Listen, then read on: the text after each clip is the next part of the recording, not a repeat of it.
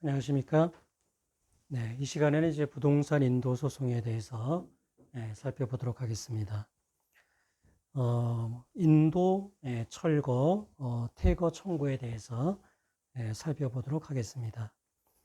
그 법 조문에 보면은요, 점유권에 기해서 이제 인도를 구할 때도 있고, 또 소유권에 기해서 이러한 청구를 할 때도 있습니다. 점유권에 기한 경우에는 완전한 어떤 권리는 아니기 때문에 일정한 제한이 있습니다. 204조에 보면은요, 점유자가 점유의 침탈을 당한 때에는 침탈로, 그러니까 점유를 빼앗겼는데 그것이 이제 침탈에 의해서 점유를 빼앗겼다. 그런 경우에 반환을 구할 수 있는 것으로 그렇게 하고 있고요. 사망을 보면은 1항의 청구권은 침탈을 당한 날로부터 1년 내에 행사해야 한다. 또 시간적으로도 이런 1년 내에 행사해야 된다라는 또 제한을 두고 있습니다. 그러니까 점유를 빼앗긴 경우에 침탈의 방법으로 빼앗겨야 되고요. 또 행사할 수 있는 그 행사 기간도 이런 제한이 있다. 205조에 보면은요.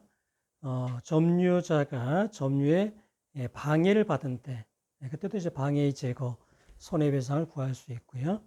2항에 보면은 전항의 청구권은 방해가 종료한 날로부터 1년 내에 행사하여야 한다. 그래서 요 점유에 기한 방해 배제도요, 일정한 그 행사 기간에 제한이 있습니다. 소유권에 관한 경우를 보면은요, 213조를 보면은 점유자는 그 소유에 속한 물건을 점유한 자에 대하여 반환을 청구할 수 있다라고 규정하고 있습니다. 그러나 점유자가 그 물건을 점유할 권리가 있을 때는 반환을 거부할 수 있다. 어떤 점유의 권한을 가지고 점유를 하고 있는 경우에는 자기의 정당한 이제 권한이 있는 것이니까요. 그 반환을 거부할 수 있습니다. 214조를 보면은 점유물 방해 제거 방해 예방 청구권입니다. 소유자는 소유권을 방해하는 자에 대하여 방해의 제거를 청구할 수 있다라고 되어 있는데요. 사실 이 조문이 사실 대단히 이제 중요하고요. 실제로 뭐 굉장히 많이 이 조문에 의해서 권리가 행사되고 있습니다.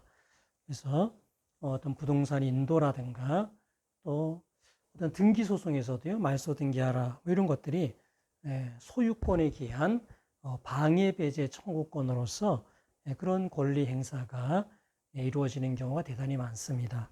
그래서 여러분이 어떤 그런 소송 유형을 볼 때 부동산 인도, 철거, 그다음에 말소 등기 소송, 그런 소송을 유형을 볼 때, 이 소송의 어떤 소송물, 그 권리가 민법 214조에 있는 소유물 방해 제거 청구권이다.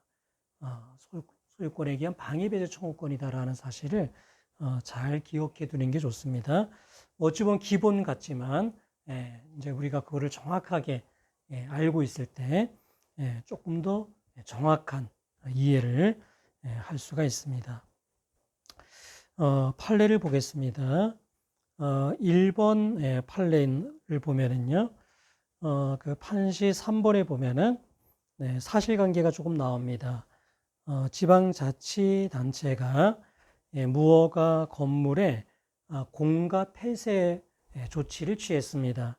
그래서 출입문에 강목이나 철망을 이제 설치한 거예요. 그래서 폐쇄를 시켰습니다. 공가 폐쇄 조치를 취한 것입니다. 그러자 이제 여기 이제 미등기 무허가 그런 건물인데요. 그 무허가 건물에 이제 양수인들이 그 철망의 철거를 구한 그런 이제 사건입니다. 그래서 미등기 무허가 건물에 양수인들이 지방자치단체가 설치한 출입문의 그 강목, 철망 이런 것들을 이제 철거하라라는 이제 이 청구인데요. 이거에 대해서 이제 그 판시 1번을 보면은 이게 소유권에 기한 방해배제 청구권, 민법 214조에 기한 청구라고 본다면은 소유권이 인정되지 않기 때문에 그 청구는 인정되지 않는다. 그렇게 판단했습니다. 왜냐하면 미등기 무허가 건물의 양수인은 소유자가 아니지 않습니까? 미등기 무허가 건물이 있다 이거야. 만약에 이게 A가 뭐 이걸 원시 취득을 했다 이거야. A가 이제 직접 미등기 무허가 건물을 지었습니다. 그리고 소유자가 됐다 이거야. 자, 이거를 B에게 이렇게 양도를 했습니다. 그래서 B가 미등기 건물의 양수인이 됐을 때 소유권이 여전히 A에게 있는 것이죠. 언제 소유권이 B에게 넘어갑니까? A가 등기를 하고 보전 등기를 하고 B에게 이전 등기를 해야지 소유권이 넘어갑니다. 미등기 양수인에게는 소유권이 없다라는 겁니다. 그리고 소유권에 준하는 관습상의 물권이 있다고 보기도 어렵다. 그래서 미등기 건물의 양수인은 소유권에 기한 방해배제 청구를 할 수 없다라는 것이죠. 우리가 좀 전에 봤지만 민법 214조는 소유권에 기한 방해배제 청구권이에요. 소유권이 당연히 전제가 돼야지 되는 것입니다. 자, 판시 2번은요. 그렇다면 점유권에 기한 방해배제 청구를 행사할 수 있겠는가의 문제입니다. 자, 점유권에 기한 방해배제 청구권은요. 소유권은 없어도 되죠. 점유권만 있다면 그 권리는 인정될 수가 있는데 점유권의 경우에는 1년의 권리 행사 기간, 제척 기간 이게 이제 규정이 되어 있습니다. 그래서 우리가 좀 전에 봤던 205조 2항에 보면은 방해가 종료한 날로부터 1년 내에 행사해야 된다라고 규정이 되어 있는데요. 우리 법원은 이 점유권에 기한 어떤 권리 행사, 방해 배제 이런 거는 그 권리 행사가 반드시 소송의 방법에 의하여야 한다라는 입장입니다. 그래서 그 밑줄 쳐놓은 부분에 보면은 출소 기간으로 해석한다는 것이죠. 예. 그러니까 보통 제척 기간은 그 기간 내에 권리 행사를 하면 되고 꼭 소송의 방법으로 행사할 필요까지는 없습니다. 그런데 채권자 지속권이라든가 그 다음에 상속 회복 청구권이라든가 이런 점유 회복 청구권이라든가 이런 경우에는 반드시 소송의 방법에 의하여야 한다라고 보고 있습니다. 그래서 이 경우에는 제척 기간이 부과됐기 때문에 부적법하다라고 판단을 했고요. 판시 3번에 보면은 뭐 주거권에 기한 이런 방해 배제를 청구할 수 있느냐? 그런데 대법원은요, 주거권은 방해 배제, 방해 제거 청구에 권한이 되지 않는다라고 봤습니다.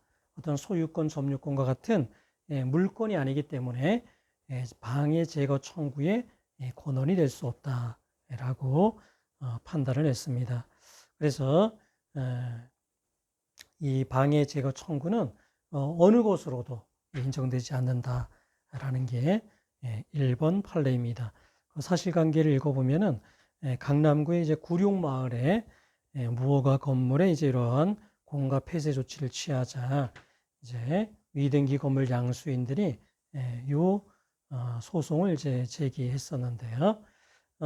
이게 이제 폐쇄 조치를 한 게 2009년 10월 1일경이었는데 이 방해 제거를 청구한 건 2015년 3월 11일. 그래서 제척 기간이 도과됐기 때문에 점유권에 기한 방해 제거도 인정되지 않았고요. 또 소유권자도 아니기 때문에 미등기 건물 양수인은 소유권자도 아니기 때문에 소유권에 기한 방해 제거도 인정되지 않았습니다. 자, 그 다음에 이제 2번 판례를 보겠습니다. 자, 2번 판례를 보면은 자, 이렇게 A 소유의 이제 토지가 있다 이거야. A 소유의 토지가 있는데 이렇게 B 소유 건물이 있다라고 하면은요. 이 토지의 점유자는 건물 소유자인 B가 된다라고 봅니다. 그러니까 건물을 소유하기 위해서는 당연히 토지를 점유하게 된다라는 것이죠. 그래서 만약에 이걸 B가 C에게 이렇게 임대차를 이제 준 거예요. 임차를 줬습니다. 그래서 C가 이 건물을 점유하고 있다 하더라도요. 여전히 이 토지를 점유하고 있는 사람은 건물 소유자인 B다라는 겁니다. 그래서 건물을 소유하고 있다라고 하는 경우에는요, 이 토지의 점유자가 건물 소유자이고, 그다음에 어떤 토지의 어떤 사용으로 인한 부당이득을 얻는 사람도 건물 소유자다라고 봅니다. 아주 잘 기억을 해야 되는 법리입니다. 자, 그런데 그 한 가지 예외가 뭐냐면은요, 미등기 건물 양수인입니다. 자, 그 가운데 정도 보면은 밑줄 쳐놓은 부분입니다. 미등기 건물을 양수해서 건물에 관한 사실상 처분권을 보유하고 있는 경우에는 양수인이 건물 부지 역시 아울러 점유하고 있다고 볼 수 있는 등, 그러니까 미등기 건물 양수인은요, 소유자는 아니지만, 건물 소유자는 아니지만 사실상 처분권을 가지고 있다고 봐서요, 이 경우는 이 토지의 점유자로 봅니다. 그러니까 하나의 예외죠. 그러니까 건물 소유자가 원칙적으로 토지의 이제 점유자인데, 미등기 건물을 양수한 사람은 그 양수인이 토지의 점유자로 본다라는 것입니다. 자, 그 다음에 이제 3번 판례입니다. 자, 3번 판례는 먼저 이제 판시 1번에 보면은 이제 이런 이야기가 나옵니다. A 소유 토지입니다. 자, 이게 이제 B가 이렇게 건물을 소유하고 있다. 그래서 이제 요 A 토지를 점유하고 있다라고 하면은요, A는요, 어떻게 이제 자기의 토지 그 소유권을 회복을 하느냐, B에게 건물을 철거하고 요 토지를 인도하라. 그렇게 권리 행사를 하면 됩니다. 그 권리의 성격은 우리가 좀 전에 봤던 소유권에 기한 방해 제거 청구권이에요. 우리가 214조에서 봤던 소유권 방해 제거 청구권에 기해서 이 건물을 철거하고 그 다음에 인도해라, 토지를 인도해라, 이렇게 구하는 겁니다. 그런데 만약에 이거를 B가 C에게 이제 임차를 줘서 C가 이 건물을 점유하고 있다라고 하면은요, A는 B에게 건물 철거, 토지 인도만 구해서는 이 집행을 할 수가 없습니다. 먼저 이 C를 건물에서 퇴출을 시켜야 돼요. 그게 이제 퇴거 청구입니다. 그래서 C는 이 건물에서 퇴거하라. 그리고 B는 건물을 철거하고 토지를 인도해라. 이제 이렇게 구해야 합니다. 만약에 이거를 B가 이렇게 혼자 그러니까 C에게 이렇게 임차를 준 게 아니고 B가 이렇게 건물을 그냥 이렇게 소유하면서 토지를 점유하고 있다라고 하면 A는 B에게 굳이 퇴거를 구하지 않습니다. B는 뭐 퇴거하고 철거 인도하라, 뭐 그렇게 구하지 않고요. 그냥 철거하고 인도하라 이렇게만 구하면 되는데, 이렇게 임차인이 있다 이거예요. C가 실제 건물을 점유하고 있다. 그런 경우에는 C에게 먼저 퇴출을 구해야 됩니다. 그래서 건물에서 퇴거하고 그 다음에 건물 철거하고 인도하라, 이제 이렇게 구해야 합니다. 그런데 이게 이제 만약에 주택이다라고 해서 만약에 C가 이 주택에 이제 임대차 계약을 체결하고 만약에 입주 그 다음에 전입신고를 마친 주택임대차보호법상의 대항력을 가진 임차인이다라고 하면 어떻게 했는가라는 것입니다. 자, 우리 대법원은요, C가 갖는 이 대항력은 이 건물에 대한 대항력입니다. 그래서 이 건물을 계속해서 점유하고 사용할 수 있는 그런 권한이지 이 토지에 대한 것은 아니다라는 겁니다. 토지 사용 권한에 대한 권한은 아니다라는 겁니다. 그래서 요 B에게 요 토지를 사용할 권한이 없는 상태라면요, A는 B에게 철거 인도를 구할 수 있고 C에게도요 퇴거를 구할 수가 있다라는 것입니다. 그래서 거기 밑줄 쳐놓은 부분 밑에서 네 번째 줄 보면은요, 건물 점유자가 건물 소유자로부터의 임차인으로서 건물 임차권이 대항력을 가진다고 해서 달라지지 않는다는 겁니다. 건물 임차권의 대항력은 건물에 대한 것이라는 거예요. 토지를 목적으로 하는 것은 아니기 때문에 토지 소유권을 제한할 수 없다는 것입니다.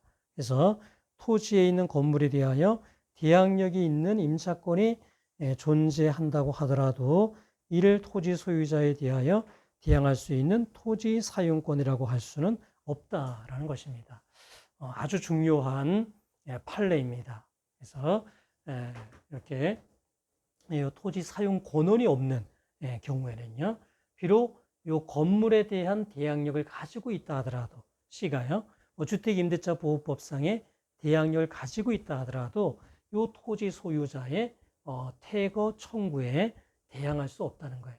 건물에 대한 대항력을 가지고 토지 소유권을 제한할 수 없다라는 것입니다. 자, 그래서 이 사례를 이제 간단하게 설명을 드리면요.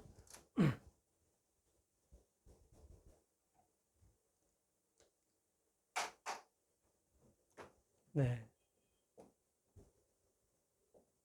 토지와 건물이 모두 A의 소유였습니다.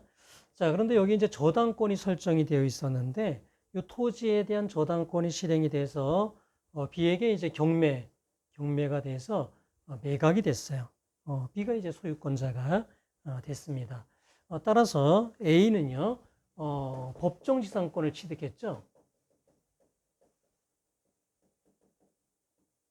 민법 366조에 토지와 건물이 동일인 소유였다가 저당권의 실행으로 토지와 건물의 소유권이 달라졌다. 그런 경우에 이제 법정 지상권이 인정이 됩니다. 자, 그래서 이제 A가 법정 지상권자가 됐는데요. B가 이제 A에게 지료를 이제 청구했어요. 지료를 청구했고, 그것이 이제 연체가 되자, 2기 이상 연체가 되자, B가 A에게 지상권 소멸을 청구했습니다. 그래서 지상권이 소멸이 됐습니다. 그래서 이제 요 토지에 대한 사용 권한이 이제 없어진 것이죠. 근데 이 건물은 이제 이렇게 C에게 임차를 해서 이 C는 대항력을 갖춘, 그러니까 입주와 적립신고를 마친 그런 상태였습니다. 자, 그래서 이제 B가 토지 소유권에 대해서 C에게 퇴거를 구하고요. A에게는 건물의 철거와 토지 인도를 구했던 그런 이제 사건입니다. 그래서 이 경우에 이제 법정지상권이 소멸이 됐기 때문에요. 토지 사용권을 가지지 못한 것이죠. A는 토지 사용권을, 토지 사용에 대한 권한을 더 이상 갖추고 있지 못하다. 그래서 C는 비록 그 건물 임차권에 대한 대항력을 가졌다 하더라도 어떤 토지 소유권자인 B에 대해서요 대항할 수가 없다라는 겁니다. 그래서 B의 C에 대한 퇴거 청구가 인정이 된 그러한 사례입니다. 잘 기억을 해 두시기 바랍니다. 자, 그 다음에 5페이지에 있는 박스 안에 있는 문제를 한번 살펴보겠습니다.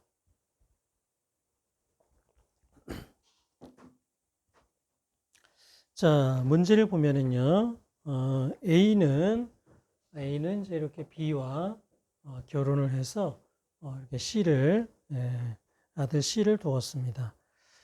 A는 B와 이제 이혼을 했고, D와 이제 이렇게 재혼을 했습니다. 그리고 이제 A가 사망을 했습니다. 그리고 A가 남긴 이제 부동산이 인천 남구 하객동에 토지가 하나 있습니다.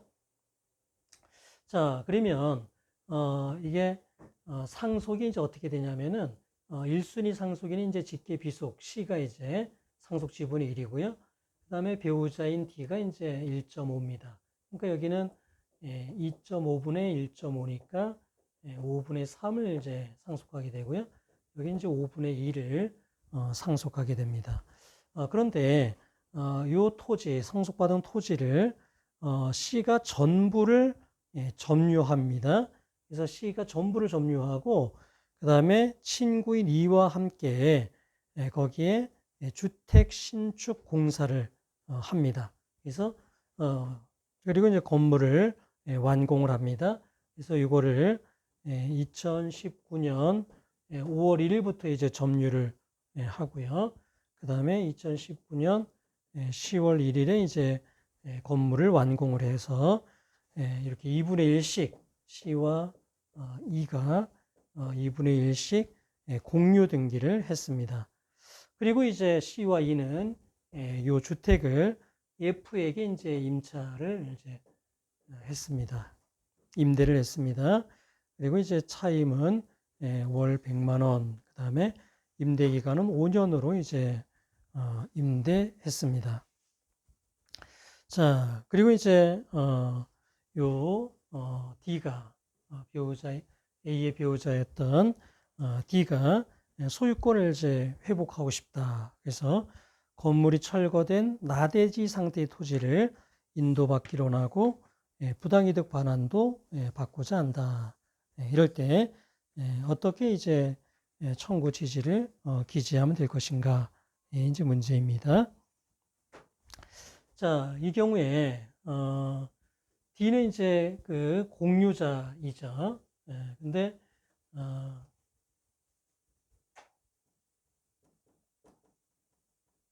지금 이제 공유자 중에 한 명인 C가 D를 이제 배제하고 목적물을 이제 점유하고 사용하고 있습니다. 자, 이런 경우에 다른 공유자는요, 공유물에 대한 보존 행위로서 이제 그 목적물의 반환을 구할 수가 있다라는 게 이제 우리 판례의 입장입니다. 그래서 D는요, 원고로서 공유자로서의 보존 행위로서 어떤 건물의 철거, 인도 이런 거를 이제 구할 수가 있습니다. 자, 그러면 이제 먼저는 요 건물을 점유하고 있는 F를 먼저 퇴출을 시켜야겠죠. 그 건물에서 먼저 퇴출을 해야 철거, 인도, 집행이 가능할 테니까요. 그래서 먼저 그 F에게 퇴거를 이제 구합니다. 자, 이 경우에 이제 요 F가요, 주택 임차인으로서 대항력을 가졌다 하더라도요, 요 토지 소유자인 D에게 대항할 수는 없습니다. 그러니까 F가 갖는 그 대항력은 건물에 대한 것이지 토지에 대한 것은 아니기 때문에요. 토지에 기한 그 권리 행사를 막을 수는 없습니다. 그래서 D는 F에게 퇴거를 구할 수가 있습니다. 자, 그 다음에 이제 요 토지를 이제 점유하고 있는 사람은 C와 E죠. 건물 소유자가 이제 토지를 점유하는 것이니까요. 그래서 요 C와 E에게 토지의 인도를 구해야 되는데 거기 이제 건물이 이제 있으니까요. 먼저 건물의 철거를 구하고 그다음에 토지의 인도를 구합니다. 그런데 C와 E가 각각 2분의 1 공유를 하고 있기 때문에 피고 C, 피고 E는 각 2분의 1 지분에 관하여 건물을 철거하고 또 대지를 인도하라. 이렇게 구해야 합니다. 자, 그 다음에 이제 부당이득을 이제 청구하게 되는데요. 이 부당이득을 구하는 데 있어서는 이거는 이제 공유물의 보존 행위로서 구하는 것은 아니죠. 그래서 자기의 지분 5분의 3, 이 범위에서 부당이득이 이제 인정이 됩니다. 근데 지금 C와 E가요, 전체 이제 토지를 점유하고 있다고 했잖아요. 토지를 이렇게 건물 그 부분만 점유하는 게 아니라 전체를 점유하면서 건물을 짓고 뭐 또 사용하고 있다. 그러면 건물 전부에 대한 부당이득을 이제 구할 수가 있습니다. 그래서 이게 150 제곱미터다 이거요. 150 제곱미터이고 그 다음에 제곱미터당 나대지 상태로서는 이제 10,000원이라고 그랬습니다.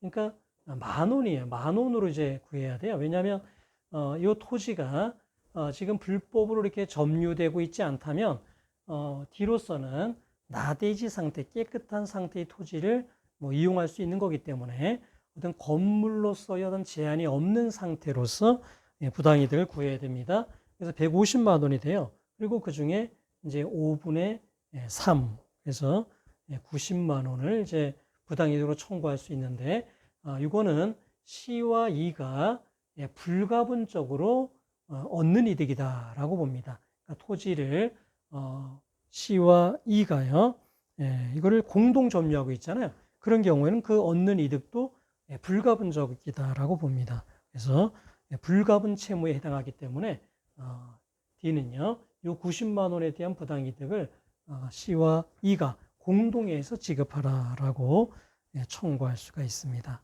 그래서 답에 보면은요, 원고에게 피고는 먼저 퇴거하고 피고 C와 E는 각 2분의 1 지분에 관하여 철거 인도하고 그 다음에 공동하여 그 2019년 5월 1일 이때부터 이제 점유했으니까요.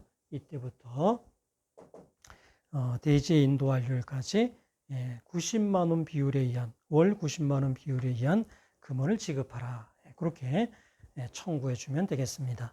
이렇게 이게 장래이행 청구잖아요. 그래서 목적물에 이제 인도를 구하면서 인도를 이제 받을 때까지 발생하는 이제 부당이득, 이게 이제 장래이행에서로서 이제 청구하게 될 텐데 이런 기재례로 이제 써줍니다. 이건 어느 정도 암기를 해 두셔야 돼요. 그래서 언제부터 인도 완료일까지 얼마의 비율에 의한 금원을 지급하라, 이런 식으로 기재를 해줍니다. 정기금으로 이제 이렇게 장래이행에 서로 정기금으로서 이렇게 청구를 해주는 겁니다.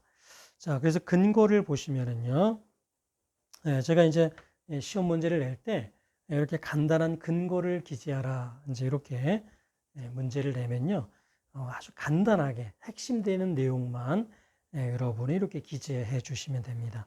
제가 몇 줄 내로 이제 기재하라 이렇게 제시를 할 거예요. 그러면 그 범위 내에서 핵심적인 내용을 기재해 주시면 됩니다. 그래서 원고는 공유물의 보존 행위로서 퇴거, 철거, 인도를 청구할 수 있다. 건물 소유자가 대지를 점유, 사용하고 있기 때문에 건물 철거, 인도, 부당이득은 다 건물 소유자인 C와 E를 상대로 청구를 해야 됩니다.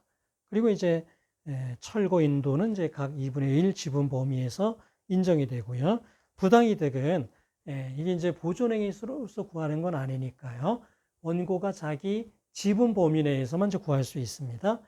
그런데 이 경우에 C와 E가 공동 점유에 의해서 불가분적으로 이득을 얻고 있기 때문에 C와 E는 공동하여 그 월 90만 원의 부당이득을 반환할 의무가 있습니다. 그렇게 기재해 주면 되겠습니다.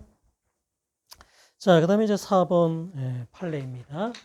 자, 이렇게 어떤 인도 청구, 인도 소송을 할 때요, 상대방은 내가 정당한 권한이 있다, 내가 그거를 점유할 정당한 권한이 있다라는 사실을 가지고 항변할 수가 있습니다. 그 중에 이제 최근에 많이 그 재판에서 문제가 되는 게 유치권이 있다라는 이제 항변입니다. 건물을 인도해라 라고 했을 때 나에게는 유치권이 있다, 뭐 이런 주장을 이제 많이 이제 합니다. 그래서 이제 어떤 소유자가요, 이렇게 이제 B에 대해서 이제 어떤 인도를 이제 구한다라는 거예요. 자, 그런데 이 B가 이제 뭐 유치권이 있다, A가 유치권이 있다. 그러면 B는요, A에 대해서 이제 그 유치권 항변할 수 있는 것이죠. 내가 아직 받지 못한 공사대금 채권이 있다. 그 공사대금 받을 때까지 나는 못 넘겨주겠다. 뭐 이런 항변을 할 수 있다는 거예요. 자, 그런데 이 목적물을 점유하는 게 B가 아니라 C가 하고 있다면 어떻게 되겠는가 이거예요. 자, 유치권자의 점유는 꼭 직접 점유일 필요는 없습니다. 간접 점유에 의한 점유도 가능해요.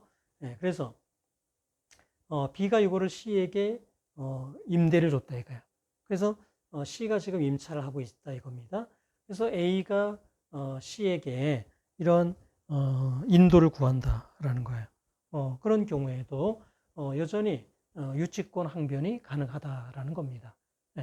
그러니까 피담보 채권이 있고 지금 이런 간접 점유, 직접 점유에 의해서 점유를 하고 있는 것이기 때문에 인도할 수 없다. 이러한 항변이 가능하다라는 거예요.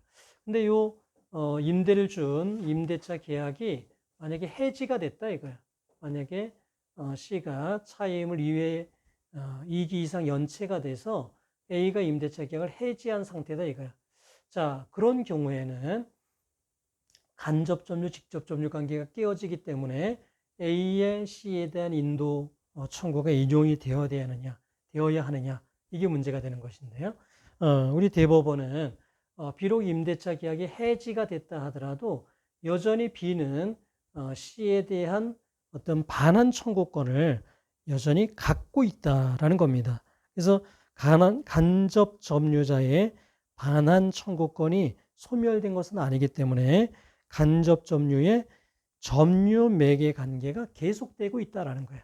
그러니까 B가 C에게 임대차 계약이 해지됐으니까 나에게 반환해라 라는 이 반환 청구권이 있기 때문에요. 점유 매개 관계가 여전히 유지되고 있다라는 겁니다. 따라서 이 경우에도 간접 점유, 직접 점유에 의한 유치권 행사가 계속되는 것으로 봐서요. 요 A의 건물인도 청구는 인정되지 않는다라는 판례입니다.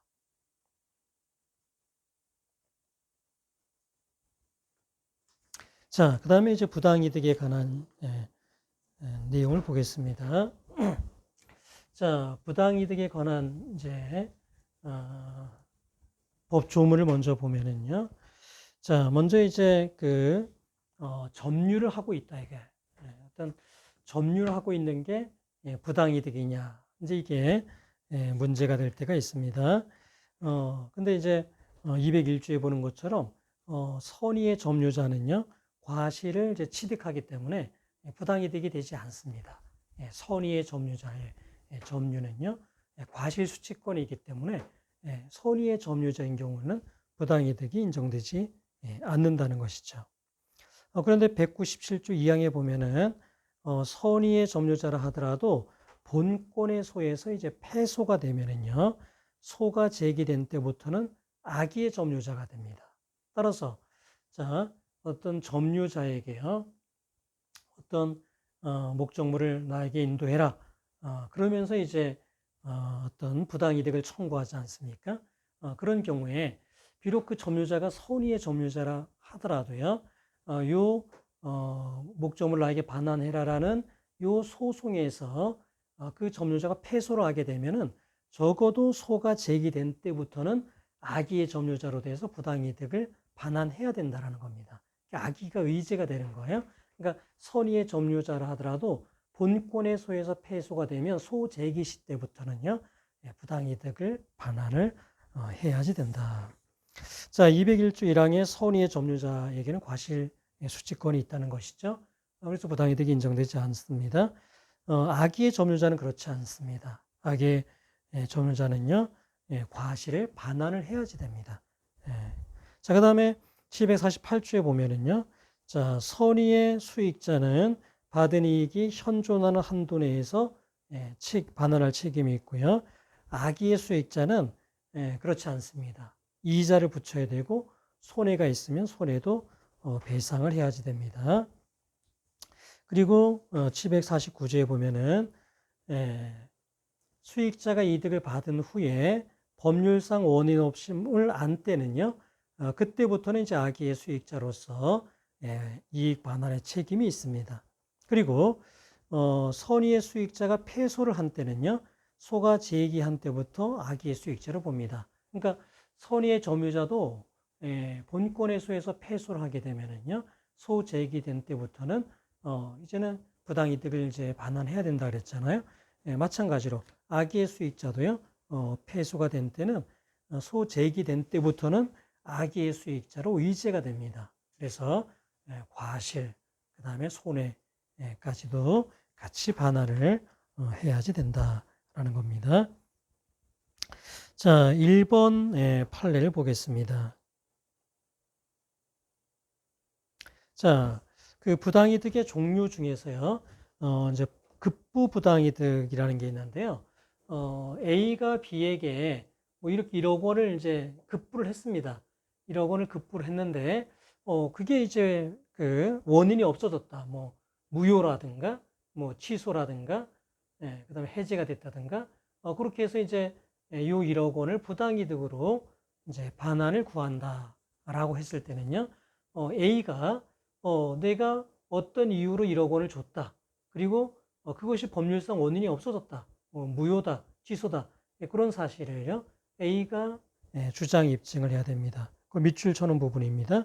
급부 부당이득의 경우에는 법률상 원인이 없다는 점에 대한 증명 책임이 부당이득 반환을 주장하는 A가요, 이렇게 급부를 했다. 반환을 구하는 A가요, 그게 무효다. 어떤 그 법률상 원인이 없다라는 사실까지도 A가 입증을 해야 됩니다. 이 사안에서는요, 어떤 송금을 했어요. A가 B에게 이렇게 1억 원을 송금했다 이거예요. 근데 그게 차고 송금이어서 부당이득이다. 그러면 그게 차고였다라는 차고 송금이었다는 사실까지 A가 입증해야 부당이득으로 반환을 구할 수가 있다라는 것입니다. 자, 그 밑에 그 밑줄 쳐놓은 부분에 보면은 침해 부당이득 등의 경우에는 이제 그렇지 않습니다. 뭐 예를 들어서 이게 이제 A 소유 토지인데요. B가 이거를 불법으로 점유하고 있다 이거 토지를. 이런 경우에 이제 침해 부당이득인데요. 이런 경우는 A가요. 내가 소유자다. 너가 요 토지를 점유하고 있다. 그것만 입증하면은 반환을 구할 수가 있습니다. 그러면 B가 오히려 내가 요 토지를 점유할 정당한 권한이 있다라는 사실을 B가 주장 입증을 해야지 됩니다. 그러니까 주장 입증 책임이 급부 부당이득하고 침해 부당이득이 달라요. 급부 부당이득에서는 내가 줬고 그게 법률상 원인이 없으니까 돌려달라. 이것까지 다 주장 입증을 해야 됩니다. 근데 침해 부당이득에서는 A가요, 내 소유 때 너가 점유하고 있다. 요거만 주장하면 B가 내가 오히려 정당한 권한이 있다라는 사실을 B가 항변을 해야 되는 그러한 이제 것이다 이거죠. 차이가 있다라는 것입니다. 자, 그다음에 2번 판례를 보겠습니다. 자, 2번 판례는요. 이게 그 부당이득 관련해서요. 이제 장래이행의 소로서 이제 많이 제기가 되거든요. 그러니까 내 소유인데 너가 지금 불법으로 점유하고 있다. 그러니까 너가 나에게 반환할 때까지 부당이득을 하는 거니까 뭐 매월 100만 원의 비율에 의한 금원을 뭐 지급하라. 뭐 이렇게 그 부당이득으로 이제 그 장래이행의 소로서 정기금을 구하는 경우가 많습니다. 자, 그런데 그렇게 이제 뭐 월 100만 원 비율에 의한 금원을 이제 판결을 받았는데 그게 이제 뭐 물가가 오른다든가 뭐 그렇게 해서 너무 이제 금액이 작다 이제는 그런 경우에는 이 정기금을 이제 바꿔달라는 이런 정기금 변경에 어떤 소를 제기할 수 있습니다. 그러니까 정기금 판결을 변경해 달라라는 소를 이제 제기할 수가 있는데요. 자, 이 정기금 어떤 변경의 소를 제기할 수 있는 거는, 그러니까 기판력을 지금 받고 있는 거야. 기판력을 받고 있기 때문에 원칙적으로는 다시 소를 제기하는 게 이제 금지되는 경우인데, 어떤 현저한 사정 변경을 이유로 예외적으로 이거를 허용하는 경우다 이겁니다. 그러니까 정기금 판결에 기한 변경의 소를 제기할 수 있는 사람은요, 기판력을 받고 있는 사람이에요. 기판력을 받고 있음에도 불구하고 현저한 사정 변경을 이유로 예외적으로 이제 이 소송이 인정이 되는 그런 것이다라는 겁니다. 자, 근데 만약에 판결의 기판력을 받지 않고 있는 사람이라면은 그러면 다시 소송을 제기하는 게 가능하잖아요. 기판력을 받지 않으니까요. 그럼 그렇게 하면 되는 것이지 정기금 판결에 변경의 소를 구할 필요는 없는 거겠죠. 그런 판례입니다. 자, 요 사례는요. A 소유 토지인데 여기 B가 이제 불법으로 점유하고 있습니다. 그래서 A가 B를 상대로 부당이득 이제 판결을 받았어요. 부당이득 판결을 어떻게 받았냐면은 월 60만 원씩 지급해라. B는 그렇게 이제 판결을 받은 이후에 A가 요 토지의 소유권을 C에게 이제 이전을 했습니다. 자, 그래서 이제 C가 요 B에게요. 이제 요 60만 원이 이제 적다라고 생각한 거예요. 월 60만 원에 이제 그 부당이득 그 채권은 너무 작다. 판결금은 너무 작다. 그래서 이제 그 증액을 구하고 싶은 건데, 자, 요 C는요. 우리 판례에 의하면 A가 이렇게 B에 대해서 받은 부당이득 판결에 대한 기판력을 받는 사람이 아니다라는 겁니다. 만약에 C가 그 기판력을 받는다면 C는 B를 상대로 소송을 제기할 때 정기금 판결의 변경을 구하는 소를 제기해야 되겠죠. 그런데 이게 이제 기판력을 받는 관계가 아니라는 거예요. 왜냐하면 A가 지금 B에게 제기한 요 소송은요, 소송물이 채권적 청구권입니다. 이렇게 채권적 청구권의 경우에는 변론 종결 후에 토지 소유권이 이렇게 C에게로 넘어왔다 하더라도 이거는 변론 종결 후에 승계인이 아니다라는 게 우리 판례예요. 이게 물권적 청구권이다. 이게 권리가 소송물이 물권적 청구권이고 그 이후에 변론 종결 이후에 소유권이 이렇게 C에게 넘어왔다면 이거는 변론 종결 후에 승계인으로 봐서 기판력이 C에게 미친다고 봅니다. 그런 경우에는 정기금 판결의 변경을 구해야 되겠지만 이렇게 채권적 청구권이었잖아요. 그런 경우에는 요 C는 기판력을 받는 당사자가 아니다라는 거예요. 그래서 9페이지 그 밑줄 쳐놓은 부분에 보면은요. 이러한 소송물은 채권적 청구권인 부당이득 반환 청구권이기 때문에 소송의 변론 종결 후에 토지의 소유권을 취득한 사람은 기판력이 미치는 변론 종결 후의 승계에 해당하지 않는다는 것이죠. 그래서 이런 경우에는 C는 B를 상대로 다시 소를 제기하면 됩니다. 다시 부당이득 반환의 소를 다시 제기하면 되는 것이지 정기금 판결에 변경의 소를 제기할 것은 아니다라는 게 그 2번 판례입니다. 자, 여기까지 하고 잠깐 쉬었다가 하겠습니다.